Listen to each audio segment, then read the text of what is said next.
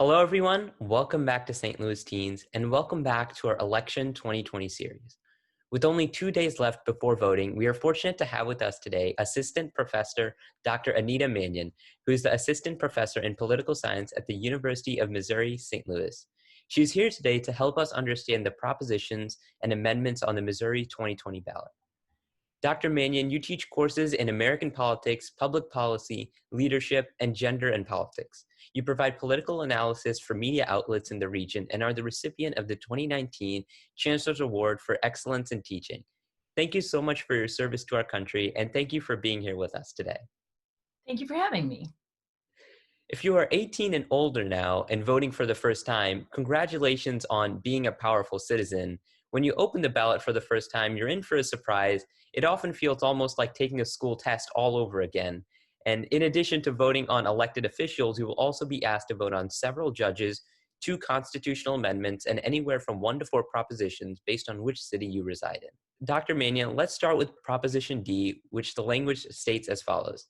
Shall the City of St. Louis adopt an ordinance to establish an open, nonpartisan system for elections to the offices of mayor, comptroller, president of the Board of Aldermen, and aldermen?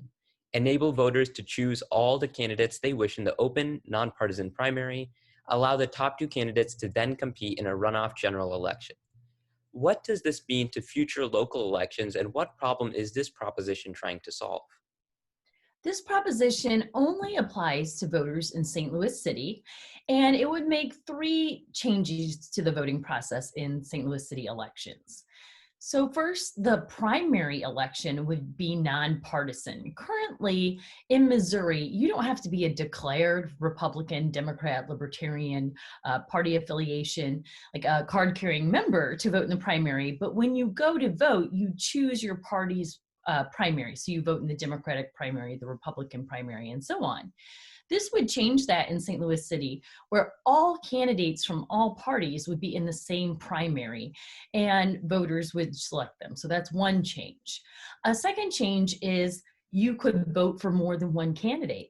So for example, maybe I'm running and you're running and a slew of other candidates, and folks really are torn between me and you.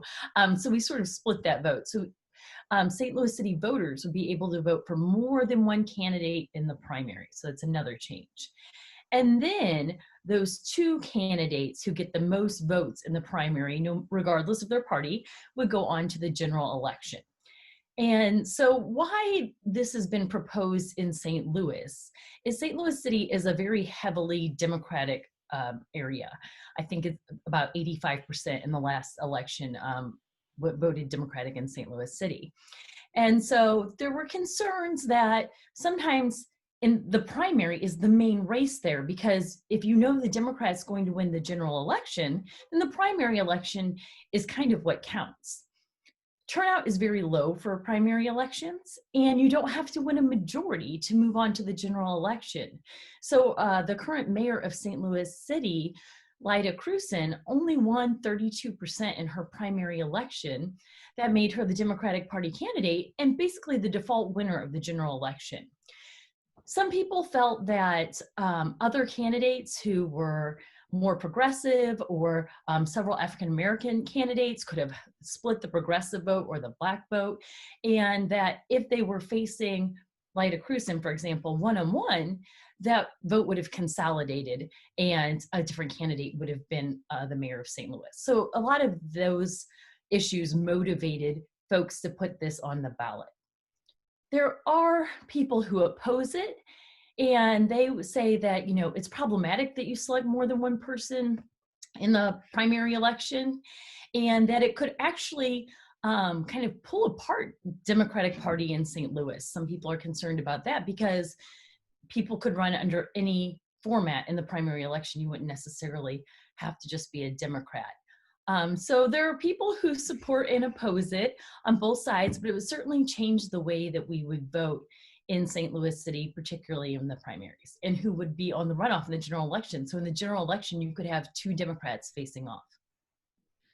Next is Proposition 1, whose ballot language reads as, shall Section 2 of Article 8 of the City of St. Louis Charter, which requires all officers and employees of the City of St. Louis to reside within the city's boundaries, be amended to permit the employees of the city of St. Louis, except for city agency and department directors appointed by the mayor, to reside outside of the city's boundaries.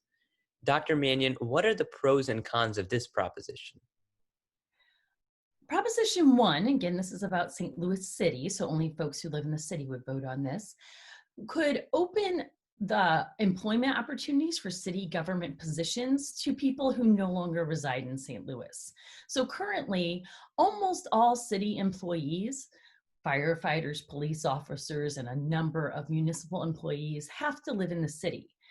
So if voters approved of this change, that requirement would only apply to elected officials. So for example, the mayor would still need to live in St. Louis and other elected officials, and then some high-level mayoral appointees. But basic civic servants and public safety workers could live, say, in St. Louis County or St. Charles County or somewhere else.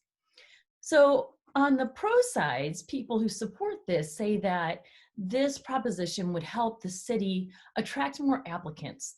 Sometimes they have a hard time filling their jobs because they can only fill those from people who live in St. Louis City. This is particularly a problem with police officers. And so the mayor of St. Louis has really pushed for this to be able to hire police officers who do not reside in the city and fill vacant positions.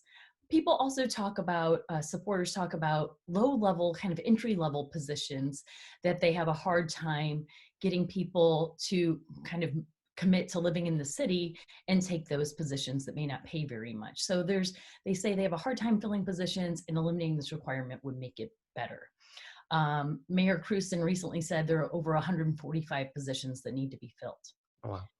Yeah, people who oppose this say that, for example, if you remove the residency rule for police, then, people who are sort of enforcing public safety and policing the neighborhoods aren't part of the neighborhood. And that could create a disconnect between public safety officers and the people that they're protecting and serving. And that it could feel like almost an invading force because folks are coming from other areas to sort of police the residents of St. Louis City. And other people think that those jobs should go to people who live in St. Louis City. Those jobs are funded by their tax dollars, and that they really need to reform their hiring and recruitment process rather than going outside of St. Louis to fill those positions. There is one other aspect to this one is Governor Parson recently signed into law a measurement requiring the city to let police officers and firefighters live outside of the city. So the state legislature passed that law and the governor signed it into order. This wouldn't be a blanket order for all government employees like the Proposition 1 would be, but it already did sort of start to enforce some of this.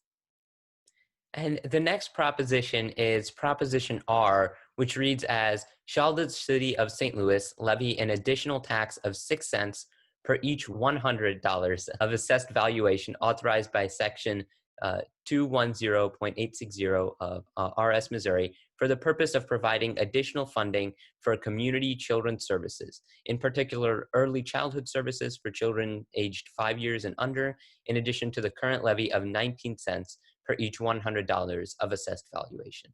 How can voters better evaluate this proposition and similar proposition in terms of tax, state budget, and the benefit? Good question. And I think on this one, the ballot language is fairly straightforward as far as what it would do and what it would cost. This is another one just for St. Louis City. So it wouldn't be as much as a state budget issue as it would be a local budget issue.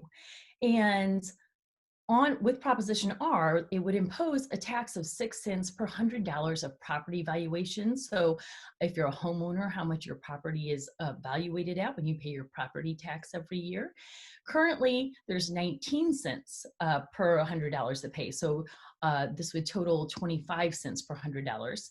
And the tax would bring in an estimated $2.3 million annually for St. Louis City to spend on early childhood services. People who support this proposition say that the city really needs early childhood services programming, and they can't afford to implement that at this time.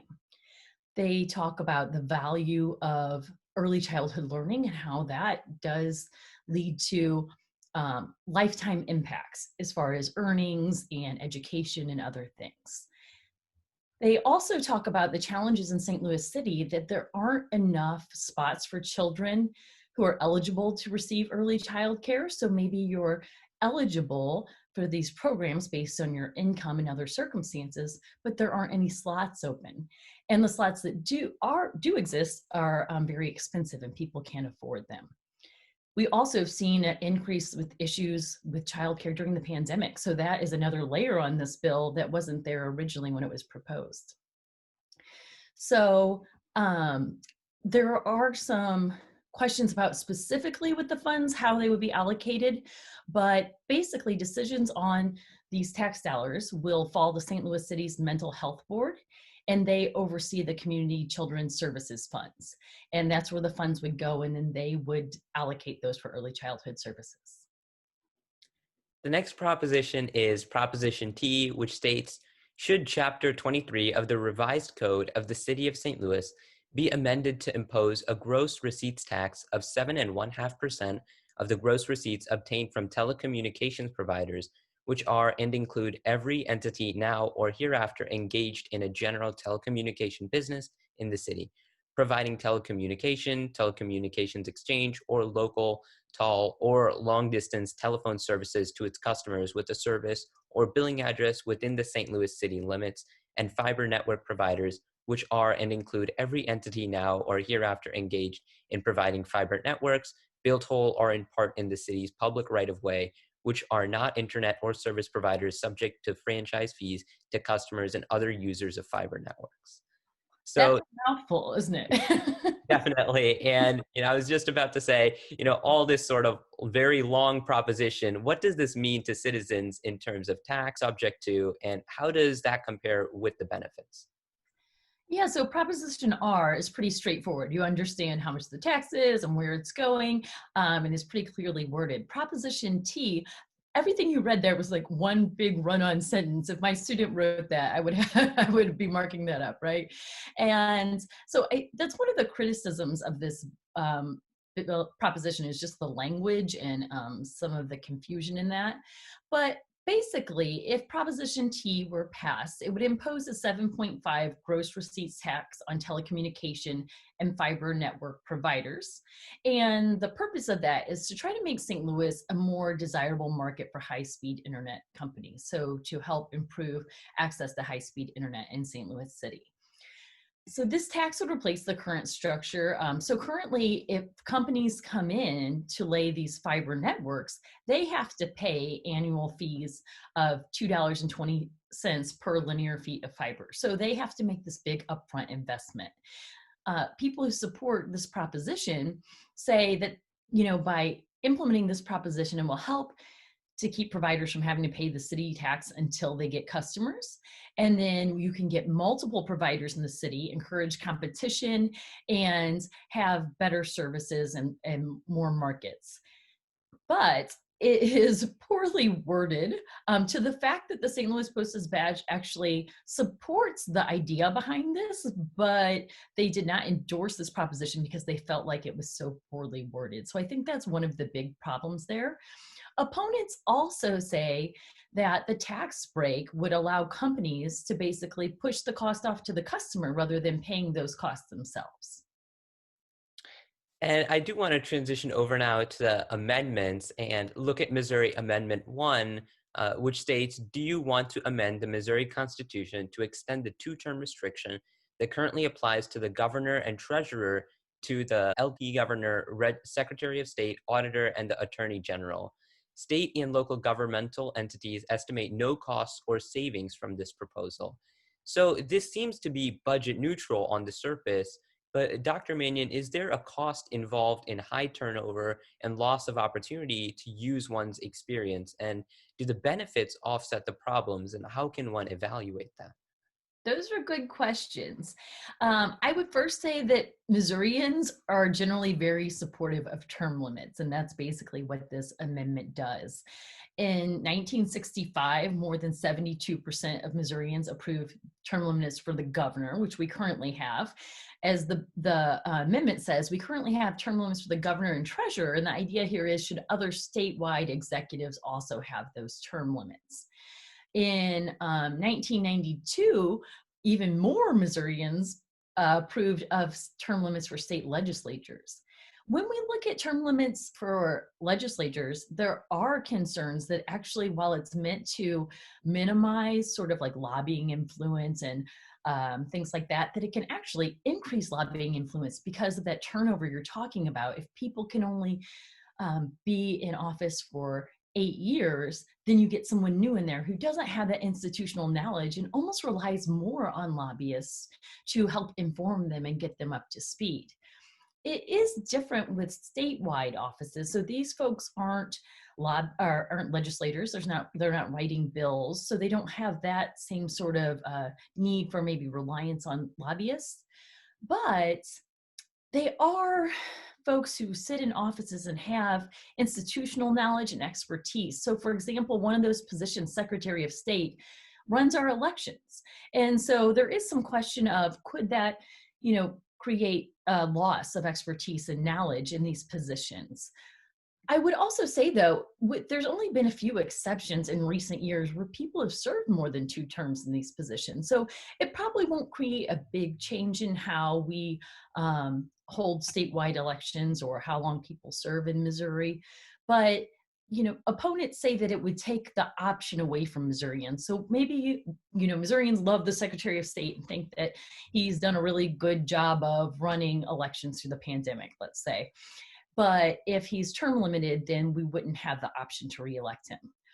Others who support this say that it would give the option to voters to have basically a clean slate of new candidates every 2 terms, and that would give us more options and prevent an incumbent from just kind of staying in there forever. So I wouldn't say that there'll be necessarily immediate fiscal impacts or budget impacts, but more so it could be institutional impacts and impacts on voter choice.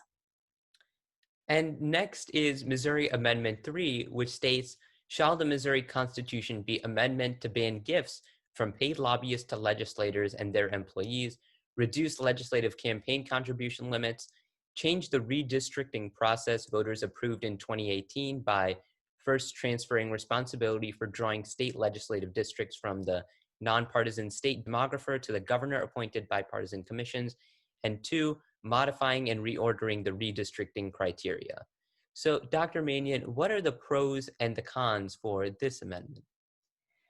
Well, an important part of the language for that amendment, and it's part that a judge actually made them rewrite and add in, is that this does overturn and repeal parts of an amendment that Missouri voters approved by 62% in 2018. That amendment was referred to as Clean Missouri. And it had lobbying and ethics reforms in there, and it also changed the way that districts are drawn in Missouri. I don't want to get too in the weeds here, but I do want to point out we're talking about drawing districts for the Missouri State Legislature, not for our congressional districts. And so what that would do is it would turn that process over to a nonpartisan demographer. That's what Missourians voted for in 2018.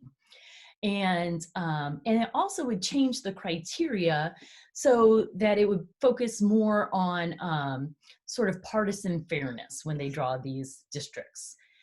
Now, the Missouri State Legislature overwhelmingly didn't like that and has put a new proposal on the ballot to change that.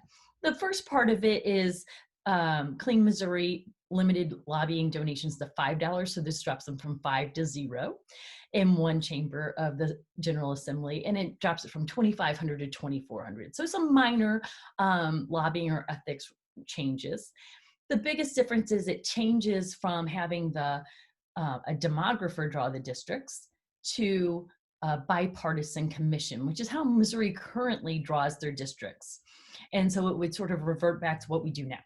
And since it hasn't been implemented, we wouldn't change. The reason this is a really hot issue right now is hopefully you all completed the 2020 census, and the redistricting happens after that census count. And so this is a big deal for political parties. The other kind of contentious part of this that critics point out is that it does open the door that instead of just using census data that counts all residents in areas, it could count just eligible voters, which means for purposes of redrawing districts, it wouldn't count anyone under 18. So that might be some of the people who watch this video.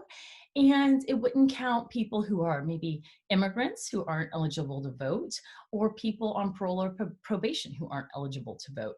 So it would really change the way that we count people in Missouri for purposes of representation and would open the door to that. So that's a criticism. People who support this say that the nonpartisan demographer would not truly be nonpartisan. They say that trying to make fairness instead of like compactness important in the districts would mean that maybe to get districts that are representative of how Missouri voters vote, that you might have to spread those districts out. And so somebody might be representing people that included maybe St. Louis County all the way to Franklin County. So they're saying the districts might be sort of long and snaky to get them more representative, and that wouldn't be good for Missourians, and it would be hard for people representing those districts to represent such varied interests. So that's one of the criticisms, or one of the things supporters say they need to turn over, and that's why they have Amendment 3 on the bill. So this is probably one of the hottest ballot issues in Missouri in 2020. There are people who are fighting very hard for and against this. Dr. Manion, thank you so much for all your insight on those propositions and the amendments. I do want to transition over now to a more general question and ask, what is your advice to all the young voters out there? First of all, go out and vote. Register. If you haven't already registered, then you can't vote in this election, but you'll be ready to vote in future elections. When we look at voter turnout data, young people are so underrepresented, and your voices and your vote should count just as much as anyone else's. So if we look at voter turnout rates for folks in the 18 to 29-year-old age group, people in the 65 and older turn out more than twice as much as you. And so I always say to my students, would you let your grandparents take over your, Snapchat for a day? Would you let them take over your TikTok for a day? No, but you let them choose who your elected officials are, what your tax policies are. You wonder why we talk so much about Social Security and Medicare, but very little about education policy and funding colleges, because that's who votes. And so your vote matters in this democracy. Make sure to have your voice heard and be informed with great podcasts and videos like this. And just to reiterate that, local officials and local policies have a huge impact on our day-to-day life, and it's important to cast your vote on every ballot measure and take the time to learn about them as well. 100%. Dr. Manion, thank you so much for helping us understand our ballot measures and helping us make informed decisions on November 3rd. And thank you so much for your time today and answering all of our questions. You're very welcome. It's nice to be with you.